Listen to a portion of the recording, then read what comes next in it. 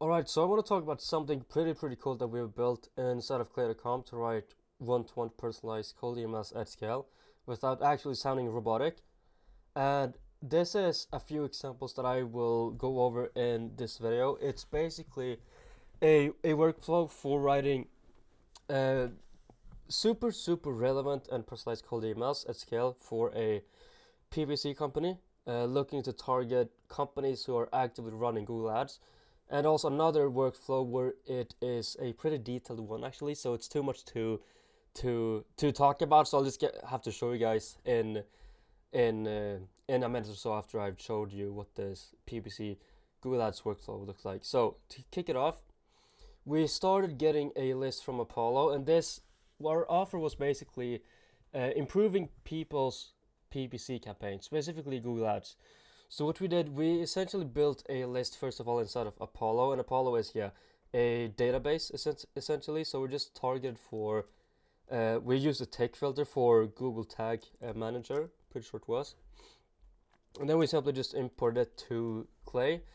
And here is where we start cooking up the cool things. So first of all, we want to find these missed SEO descriptions, because like these descriptions are gold data points, because you can use it to personalize, you can use it to qualify. Like you can't really do much at all without the description, I'd say.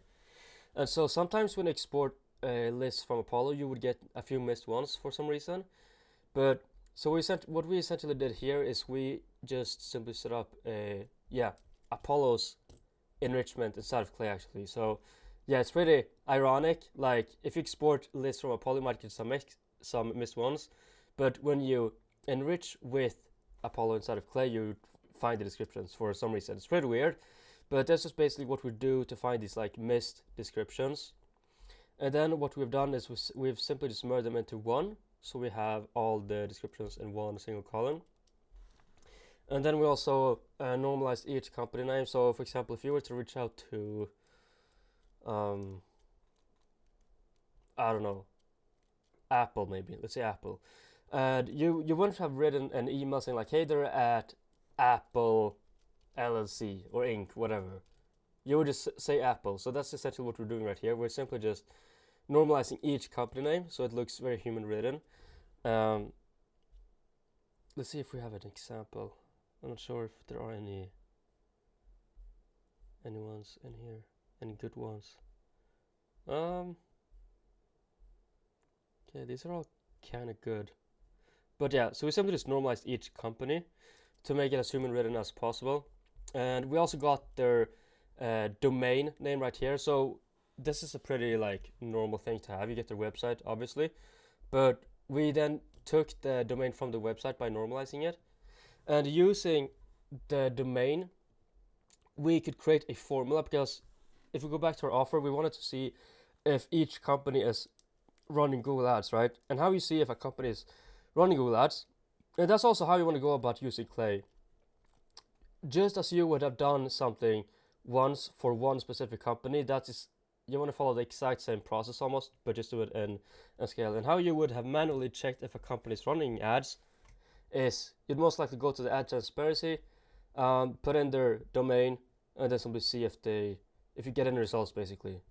And this is also what we're doing in scale inside of Clay. So we set up a formula getting each company's ad transparency link, and what the difference is from each ad transparency link. So if I would have searched for, let's just go with Leadmus. I don't have any active Google Ads, so nothing will come up. But just so you can see up here, the only difference, I can only search for companies who are, okay, if we go to this one and this one to compare, you can see the only difference is this part right here, meaning that we can simply just copy this whole domain but just replace the domain part right here.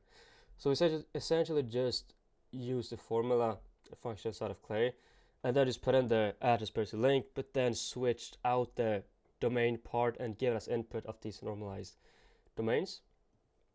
And then once we have these Google ad transparency links for each company, so for example, if I was to go to Decras, it should link us to the cross Google page. Yeah, this is what you can see here. And once we have this information, we could set up a scraper to see if they're actually running Google ads or not, and also get their actual ads, which is pretty cool, because you can use this information inside of your emails to use as qualification, and also use it as data points to write your emails. And because obviously you can't go through, like, this list is 8.5k, you can't manually open up each link and see if they're running ads or not. So that's kind of like the main point of doing it, by automating it all, in a sense. So we use Apify. That's essentially like another scraper that's integrated inside of Clay as well. So we just chose a scraper, Google Ads scraper, gave it some data for input, and also linked it to the ad test person link right here. And this is essentially the one that we set up right here. And then we scraped it basically, and then we got, so for example, we can see that for a few rows we have 2 results, 0, 0, 2, 2. I also set the limit on 2, I just remembered as well, so that's why we might not see more than 2. And then we can see their body of their ad, also if they're running any text ads, because that's also, for this specific client, we only wanted to reach out to companies who were actively running text ads and not like video or something like that. So we set up a formula just checking that they're actually running text ads or not. And yeah, great thing also to use to disqualify companies. So for example, these 3 companies aren't a fit since they're not running any text ads. But then we also get their like ad description, their headline, description for their first Google ad, and their same thing here. This is actually for their second ad that we got. Then we simply just merged it all into one, so we could see their entire ad by having like the headline 1, description 1, and body 1. And then we get their full ad right here, which is pretty cool, because we can use this stuff to say whatever we want to say in our emails, basically. Same thing here, like we have so many companies Google ads. And then we can also use these data points right here to see what the purpose of the ad actually is. So we could see, for example, you can see if an e-commerce store, for example, they might want to increase sales of their most recent like hoodies, for example. Some other company might want to get more event registrations. Some other might want some more leads, booked calls. It can be pretty much whatever. So we set up an AI to find out what the purpose of each ad is, because then we can use this information to see how we should actually tailor our email. So for example, with this company, we can see that the purpose of their Google ad is to attract potential customers for their skin tag removal and hydrofacial treatments. It seeks to encourage individuals to book a free consultation for skin tag removal services to take advantage. Okay, so then we can also say in our emails, hey John, saw your Google ad about what your ad is about. So we can say like, hey John, saw Google ad about the best skin tag removal and hydrofacial London offers. Could also, like, this is the coolest part of it all, that we're doing this thousands of times.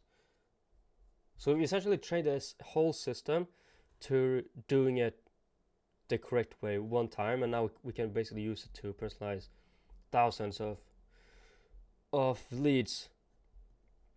So if I go down to this company, for example, we can see that they're I haven't actually run this ad purpose enrichment I can see now, but we can say so Google ad about the Korg synth giveaway, and for another company it might be so Google ad about opening a business account with Parcel Force for reliable deliveries. And then we can simply just use this data points to frame our offer. So we could say this is all depending on what the company we're reaching out to is actually doing. So right here I think we did some AI prompting. So yeah, we want to say like we've been helping similar industry companies like you for the past 10 years improve their Google Ads ROI by manipulating the bidding algorithms with data they can't see. And so we would simply just give it as input, and this is also like one of the reasons I'm a big fan of using the company's description, is because we can use it to replace these specific variables pretty easily. So yeah, we also prompted AI with examples. That's something that we always do. So we can say to this company, for example, we've been helping similar aesthetic and laser clinics like you, and it just adapts our messaging. So for this company right here, we would say we've been helping similar fashion companies, we've been helping similar freelance workforce management companies, we've been helping similar health and wellness companies, etc., etc. I think you get the point. And then we also use this to frame our call to action as well. So for example, we would say like, yeah, so right here we had this ICP variable that we wanted to uh, tailor. So for example, for this brand right here, we had, if you're not happy, this is an example of the AI output then. So if you're not 100% happy about your current performance, what I chat about what we've seen work well for other aesthetic and laser clinics companies make sense. And this is like pretty similar from as this. So the tailored part right here is the laser clinics, and here is the digital agencies, fashion retail companies, just to like tailor our messaging a bit. Then we also have an analogy to say like, hey John, just as you do this, we do this kind of thingy. And we also use AI to do some like, I don't even think I use this actually, because I see we have some quotation marks. Yeah, but we can help. We've been helping similar communication. Yeah, pretty much the same thing here, right here as well. And then we essentially use Prospio to find email addresses at these. We scraped their LinkedIn profiles actually. Then we also used HTTP API to verify our emails. And if you're curious about what tool we're using Rion currently. And then we simply just push them to SmartLead, which is exactly where we have our campaigns up and running. And here we simply just add our variables. So like for example, if we want to have our opening line, we simply just add it as a custom field right here. So we can just put whatever text right here, and this is essentially what it looks like in SmartLead. It looks like we simply just say saw inside of SmartLead, and then this outputs as what we linked it to, which is the opener. So we have all these tailored opening lines for each company, which is pretty cool. This is a pretty cool workflow. It's not too advanced. It's not too advanced at all. Actually, it's pretty simple to set up, but it's pretty valuable, pretty strong, pretty cool to actually run, because this is super valuable if you are a company and you're looking to get in touch with companies who are actively running Google Ads. This is something that you can set up for yourself to reach out to these companies, and you would just want to make sure that you're actively reaching out to the right market, to the right prospects, and also just say the right things, and also with a like relevant and personalized message. So yeah, pretty cool workflow that we're using to qualify leads and also personalize and tailor our messaging for. This worked pretty good for this client. I think we got like 20, or no, I think it was like 31 meetings in like 30 days or so with this exact workflow. So it works pretty good. So feel free to steal it, and I hope it works good for you. Let me know what you think, and take care. Cheers.